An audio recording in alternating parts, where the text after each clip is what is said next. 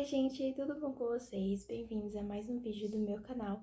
E no vídeo de hoje eu vim falar pra vocês sobre as minhas primeiras leituras do ano. Hoje a gente vai falar sobre as minhas leituras do mês de janeiro. E eu sei que eu demorei um pouco pra trazer esse vídeo pra vocês, mas é porque eu tava gravando muita coisa. Eu gravei 3 vlogs de leitura, já estão todos aqui no canal. Foram 3 vlogs de leitura seguidos. E um deles, inclusive, é sobre um livro que tá aqui. Então, meio que eu passei o final de janeiro e o começo de fevereiro só com esses vlogs de leitura. E agora meio que tenho que... Agora meio que sobrou um tempo pra eu poder falar sobre esses livros com vocês. E eu também vou viajar, então eu não sei como vai ficar o canal.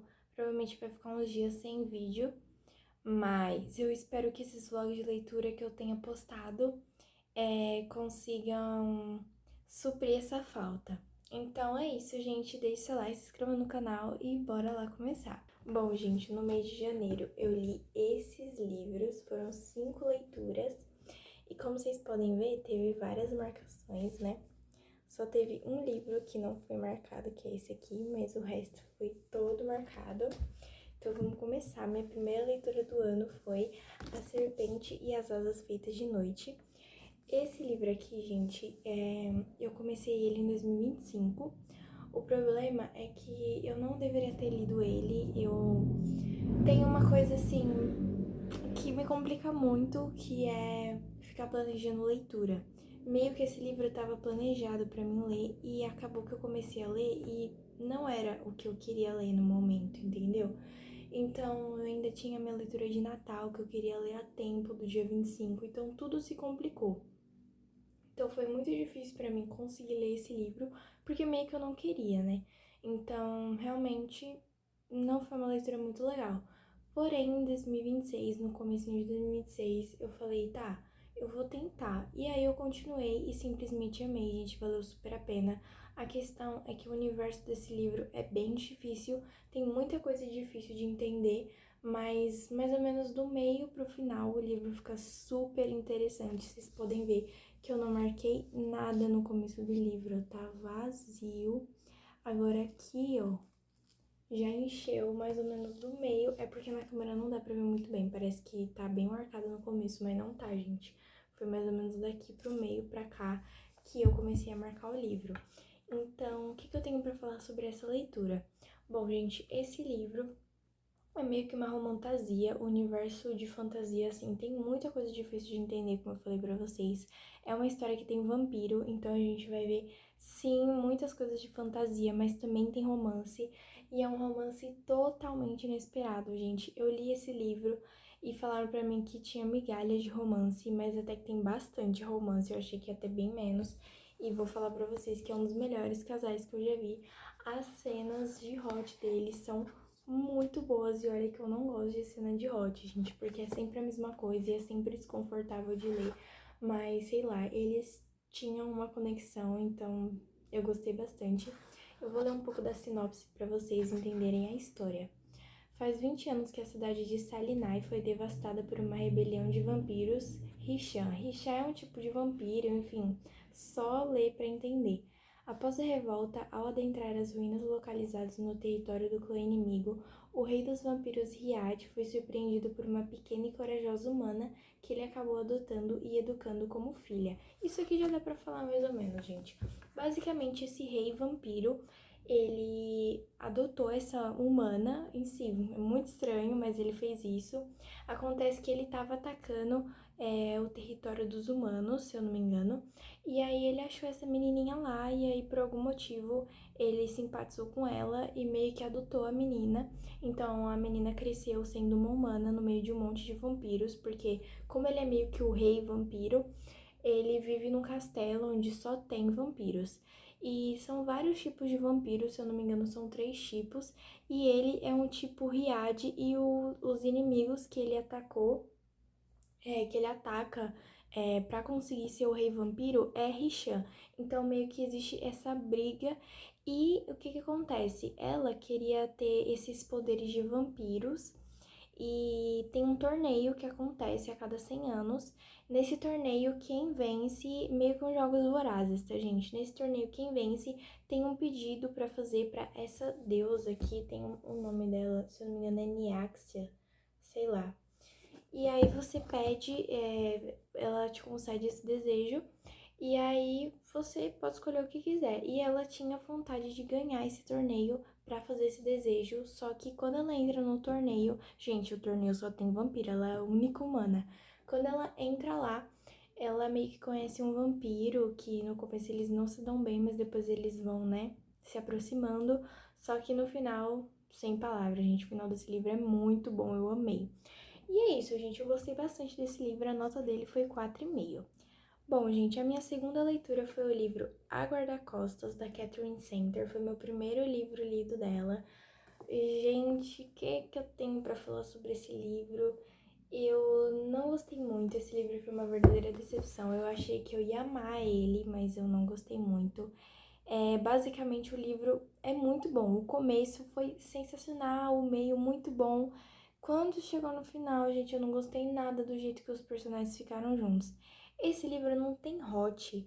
Eu acho que isso ajudou, gente, porque, assim, digamos que quando o casal começou a ficar junto, eu não tava sentindo que eles se gostavam, entendeu? Porque meio que, tipo assim, gente, foram acontecendo coisas, né? Eles foram se aproximando. Só que, tipo, o que aconteceu com eles nesses momentos que eles se aproximavam é o que acontece com qualquer pessoa, inclusive no sentido de amizade, entendeu? Eles precisam fingir um namoro e eles meio que se aproximaram. Só que, tipo, gente, não foi aquela aproximação, nossa, eles estão começando a se gostar. Eu não senti que eles estavam começando a se gostar. Eu sabia que eles estavam se gostando porque é a história do livro, né? Eu sei que no final eles vão ficar juntos. Mas qual que é a graça, entendeu? Beleza, a gente lê um livro de romance sabendo que o casal vai ficar junto, mas a graça é justamente acompanhar o desenvolvimento deles. E eu senti que aqui o desenvolvimento desse casal não tem sentido nenhum. Não sei se é porque não tem hot, mas eu acho que isso, se tivesse, seria muito melhor. Principalmente seguindo essa história, porque a forma como a história é escrita, ela exige uma aproximação maior entre os personagens. Então, se tivesse hot, eu acho que seria bem melhor do que foi, gente. Porque fazer um livro sem hot e entregar um casal que parece que do nada tá se gostando não faz sentido nenhum. Então, assim, eu não consegui entender o desenvolvimento deles, eu não consegui ver que eles estavam se gostando aos poucos. Pra mim, parece que do nada eles deram um beijo, foi isso. Mas é isso, né, gente? Vou falar pra vocês também um pouco da sinopse. Vamos lá. Hannah Brooks parece mais uma professora de jardim de infância do que alguém que poderia te matar com saca-rolhas. Mas a verdade é que ela é uma agente de proteção executiva, também conhecida como guarda-costas, contratada para proteger um astro de Hollywood que está sofrendo nas mãos de uma stalker de meia-idade obcecada por ele. Jack Stapleton era um dos atores mais conhecidos do mundo, mas largou o estrelato depois de uma tragédia familiar e agora leva uma vida praticamente anônima. Quando sua mãe adoece e ele precisa visitá-la, Jack se vê obrigado a contratar uma guarda-costas para não colocar sua família em risco. No entanto, ele tem um pedido peculiar. Para evitar que sua mãe não se preocupe, Jack quer que Hannah finja ser sua namorada. Então, basicamente, ele não quer preocupar a mãe dele e aí ele pede para a guarda-costas dele que ela seja namorada de mentira dele. Então, basicamente, essa é a história, gente. Eu não sei, eu tava gostando muito do livro no começo, eu senti que ia dar certo, mas sei lá, gente. Eu olhei pra capa dele e falei, caramba, acho que eu vou gostar desse livro. E aí, chegou na hora do vamos ver, não gostei. Mas é isso, gente, esse livro teve 3,5. Bom, gente, a minha próxima leitura tinha sido a minha leitura mais sensacional até então, porém eu já li outro livro que não vou dizer que é melhor, mas tá igual, tá empatado. Foi o livro A Empregada. Gente, e pensar que eu comecei esse livro em 2025 e eu parei, porque eu não tava no momento. Eu acredito fortemente que tem momento certo pra você ler livros, sim. Porque já aconteceu vários momentos comigo que eu senti que eu li o livro na hora certa e outros que eu senti que eu não li o livro na hora certa. Então, assim, gente, sem palavras. Eu acho que esse livro aqui é o livro mais marcado que eu tenho, gente. Olha isso. Ele tem muita marcação, de tanto que esse livro foi bom. Gente, esse livro aqui, ele basicamente conta a história, né, da empregada. Ela, nem vou ler a sinopse porque é bem simples, ela tá procurando emprego, ela é uma ex-detenta, então ela tá procurando emprego em uma casa e ela arranja emprego na casa dessa família que é brutíssima. Enfim, ela chega lá e ela se depara com uma mulher super doida da cabeça e o marido dela, que é um marido lindo, incrível, que com certeza não merece a esposa louca que ele tem.